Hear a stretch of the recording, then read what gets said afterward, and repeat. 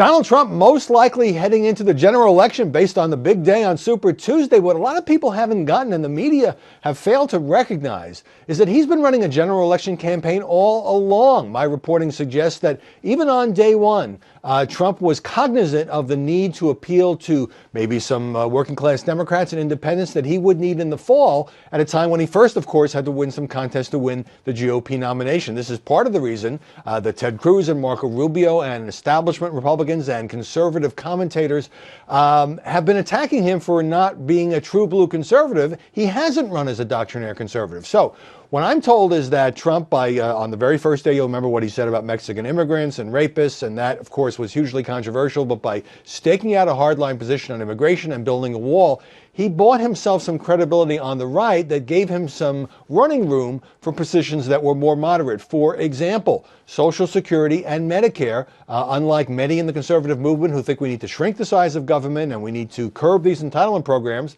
Trump says they shouldn't be touched because people paid into them and they're entitled to reap the benefits. We saw this as well with him talking about raising taxes on hedge fund managers. That's usually a Democratic talking point. The way he went after the war in Iraq and former President George W. Bush. You don't usually see a Republican candidate going after the last Republican president, but that's a position, because the war was so unpopular, that could have more resonance again with the general electorate. And you saw this most dramatically as recently as the South Carolina debate, when Trump was praising Planned Parenthood, except he doesn't like the abortion services and he would defund that part, he says.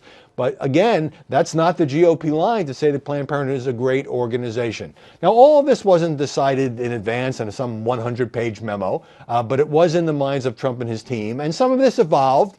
Trump has a way of speaking at these rallies, and he tries out different narratives, and when some don't work, he shifts to other things. But it really is clear now that he has been positioning himself all along, knowing he would need to take a somewhat more moderate stance in a general election. Most Republican candidates start on the right and pivot to the middle. Democrats start on the left and pivot to the center.